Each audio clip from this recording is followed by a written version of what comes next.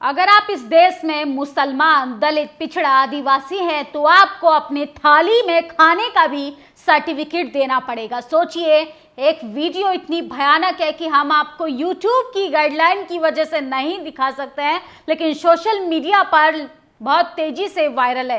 सोचिए किस तरीके से हिंदुत्व की आड़ में मुसलमानों को निशाना बनाया जा रहा है। अपने ही देश में उनको दोयम दर्जे का नागरिक बनाकर उनका मानसिक, शारीरिक शोषण हो रहा है। किस तरीके से मुसलमानों की लिंचिंग की जाती है और अब तो ट्रेन में ट्रैवल तक नहीं कर सकता मुसलमान। सोचिए, आपके लंच बॉक्स में क्या है, आपके बैग के अंदर क्या है, आपकी थाली में क्या है, ये सब की अब आपको जानकारी जो है हिंदुत्व को बचाने वाले ठेकेदारों को देनी पड़ेगी। सोचिए किस तरीके से एक बुजुर्ग व्यक्ति को परेशान किया जा रहा है। सोचिए 4 से 5 लोग जो हैं एक बुजुर्ग मुस्लिम व्यक्ति की लिंचिंग कर रहे हैं क्योंकि वो अपनी बेटी के यहाँ जा रहा है और क्या लेकर जा रहा है, गोश्त। सोचिए अगर आप इस देश में हैं तो आप मांस नहीं खा सकते। आपके कल्चर पर, फूड हैबिट पर ये लोग अटैक कर कर आपको निशाना बनाते हैं। वहीं सबसे ज्यादा नॉनवेज खाने की अगर आंकड़ा निकाला जाए तो सबसे ज्यादा हिंदुत्व को मानने वाले ये ठेकेदार ही निकलेंगे। किस तरीके से लगातार मुसलमानों के प्रति इतनी नफरत होती है कि सरकार, चुनाव आता है तो हिंदू मुसलमान और ऐसे छोटे मोटे संगठन दलों को आगे कर देती है जनता के प्रति नफरतबाजी करने के लिए कि सोचिए कि आप अंदाजा नहीं लगा पाएंगे कहां से आ रहे हो, किधर जा रहे हो, किस चीज का गोश्त है। उधर बकरा नहीं मिलता, तेरी माँ की डैश डैश डैश, तेरी बहन की डैश डैश। सोचिए अभद्र टिप्पणी कर कर एक बुजुर्ग व्यक्ति को धड़ाधड़ थप्पड़ मारे जा रहे हैं और ये इस पर संज्ञान लेने वाला कोई नहीं है, इन पर कोई कार्रवाई नहीं होगी। ऐसे तमाम लोगों को हिम्मत कहां से आती है और इन पर कठोर कार्रवाई क्यों नहीं होती? आखिर मुसलमान भी देश का नागरिक है, मुसलमान को भी आजादी है इस देश में सुख चैन अमन के साथ रहने के लिए। सोचिए एक बुजुर्ग व्यक्ति को किस तरीके से ये लोग परेशान कर रहे हैं। एक मुस्लिम बुजुर्ग डब्बे में गोश्त ले जा रहा है, उसने साथ ट्रेन में बैठे आतंकी गुंडे उनसे पूछते हैं किस चीज का गोश्त है, फिर गंदी गंदी माँ बहन की गालियां देते हैं और बुजुर्ग को मारना शुरू कर देते हैं और कहते हैं कि बजरंग दल वालों को अभी बुला के तुम्हारा हिसाब करते हैं। किस ओर जा रहे हैं हम? सोचिए किस तरीके से हमारे दिमाग में जो है नफरती गंदगी पैदा हो गई है कि हम आदमियों के दुश्मन बनते जा रहे हैं और सरेआम इस तरीके की गुंडागर्दी को बढ़ावा देते हैं। इस पर प्रशासन, सरकार में बैठे सत्ताधारी लोग, तमाम लोग चुप्पी साध लेते हैं। किस तरीके से चुनाव आता है तो हिंदू मुसलमान कर कर राजनीतिक रोटियां सेकते हैं। और सोचिए एक बुजुर्ग व्यक्ति को किस तरीके से प्रताड़ित किया जा रहा है, एक बुजुर्ग व्यक्ति को लगातार थप्पड़ मारे जा रहे हैं और मानसिक शोषण किया जा रहा है। क्या कोई व्यक्ति अपनी आज़ादी के अनुसार क्या खाने पीने की चीज़ों को नहीं लेके जा सकता है? सोचिए वो बुजुर्ग व्यक्ति अपनी बेटी के यहाँ जा रहा था और किस तरीके से ये नफरती चिंटू उन पर हमला कर देते हैं। वंदे भारत में बीजेपी कार्यकर्ताओं ने महिला के साथ बदसलूकी की। ये इन्फ्लुएंसर हैं बीजेपी के, इन्हें इनवाइट किया था, ये भाजपा से ही जुड़े लोग हैं। वंदे भारत में तो एक बोगी में गुजरे तो बीजेपी के कार्यकर्ताओं ने रोका, बीजेपी का केबिन धक्का मुक्की भी की। आमंत्रित इन्फ्लुएंसर कह रहे हैं कि बीजेपी वाले केबिन पर ऐसे धोस जमा रहे थे जैसे ट्रेन उनकी बाप की बपौती है। तो सोचिए आपकी बहन बेटियां अब भाजपाइयों से बचानी पड़ेगी, चाहे भाजपाई किसी भी जगह पर मौजूद हो। उनकी करतूतें जो हैं वो अब जग जाहिर हो गई हैं। किसान आंदोलन के 200 दिन पूरे होने पर फोगाट, बिनेश, शंभू बॉर्डर पहुंची। आज शंभू बॉर्डर, डवाली, रतनपुर मोर्चे पर विशाल किसान सम्मेलन आयोजित किया जा रहा है। और सोचिए किसानों की मांगे नहीं सुन रही है सरकार, जबकि अपने भाषणों में किसान, नौजवान, ना जाने क्या क्या कुछ नहीं बोला जाता है। नरेंद्र मोदी ने आज मेरठ में लखनऊ वंदे भारत ट्रेन को हरी झंडी दिखाई। फिर इस ट्रेन में बीजेपी के नेताओं ने कब्जा जमा लिया।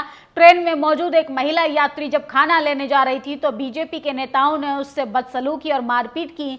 ये वीडियो बीजेपी के चाल चरित्र और चेहरे का गवाह है। तो सोचिए कैसे आपकी बहन बच्चियां सुरक्षित रहेंगी, मुसलमान सुरक्षित रहेगा, दलित सुरक्षित रहेगा, आदिवासी सुरक्षित रहेगा। सोचिए कैसे जनता जो है तिल तिल कर मरने के लिए मजबूर है। भाजपा जो है अपने विकास का डंका बजा रही है।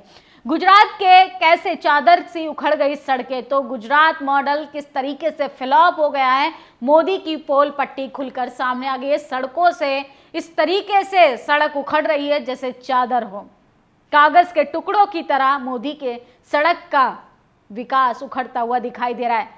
इंटरव्यू 20 का था, 22 नंबर देकर बना दिया असिस्टेंट प्रोफेसर। तो मेरिट धारियों ने दूसरे मेरिट धारियों को इंटरव्यू में 20 से 22 नंबर बनाकर प्रोफेसर बना दिया, और बहुजन बच्चों को एनएफएस लगाकर बाहर कर दिया जाता है कि मेरिट नहीं होती है। तो कैसे जातिवाद जो है वो अपनी चरम सीमा पर है।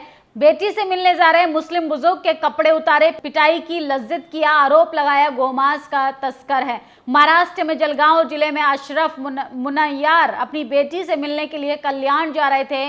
इगतपुरी के निकट ट्रेन में सवार ने उन पर गोमांस ले जाने का आरोप लगाकर मारपीट शुरू कर दी। इनको कौन अधिकार देता है मारपीट करने का, गुंडागर्दी करने का, माँ बहन की गाली देने का। सोचिए किस तरीके से कानून को अपने हाथ में लेकर ये लोग गुंडागर्दी करते हैं, लोगों की लिंचिंग करते हैं, उनका शोषण करते हैं, उनको मरने के लिए मजबूर कर देते हैं। ये सिर्फ और सिर्फ इसलिए हो रहा है कि भाजपा सरकार ने हिंदुत्व का चोला पहनाकर युवाओं को अंधकार की ओर ढकेल दिया है, जिससे वो मुसलमानों के खून के प्यासे बनते जा रहे हैं।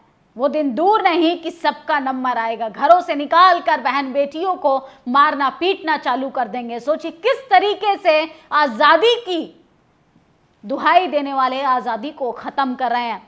केंद्र मंत्री लोक जनशक्ति पार्टी रामविलास अध्यक्ष चिराग पासवान ने अपनी पार्टी भारतीय जनता पार्टी के बीच दरार की अफवाह को खारिज कर दिया। उन्होंने कहा, नरेंद्र मोदी के लिए मेरा प्यार अटूट है, जब तक वे प्रधानमंत्री हैं मैं उनसे कोई अलग नहीं हो सकता। सोचिए किस तरीके से खबरें जो हैं सोशल मीडिया पर चलाई जा रही हैं। क्या बहुजन नेताओं के खिलाफ मनुवादी मीडिया, जातिवादी मीडिया परसेप्शन क्रिएट करती है कि अगर आप बहुजन इन्फ्लुएंसर हैं या बहुजन नेता हैं या बहुजन पत्रकार हैं तो आपके पास किस तरीके से परसेप्शन बनाया जाएगा और आप ही के खिलाफ बगावत करवाई जाएगी आप ही के समाज के लोगों के द्वारा। ये आतंकी अपने बाप की उम्र के शख्स के साथ बदतमीजी कर रहे हैं। कहाँ से आ रहा है, किधर जा रहा है और किस तरीके से माँ बहन की गालियां देकर उधर बकरा नहीं मिलता, तेरी माँ की डैश डैश, तेरी बहन की डैश डैश। सोचिए नरेंद्र मोदी वॉर रुकवा देते हैं, लेकिन ये गुंडे ही अपने देश में नहीं रुकवा पा रहे हैं। सोचिए यूक्रेन चले जाते हैं, रशिया चले जाते हैं, लेकिन अपने देश में इस तरीके की गुंडई पर रोक नहीं लगाते हैं, क्योंकि उन्हें तो वोट बैंक की राजनीति करनी है और बीजेपी का तो एजेंडा ही है हिंदू मुसलमान करना।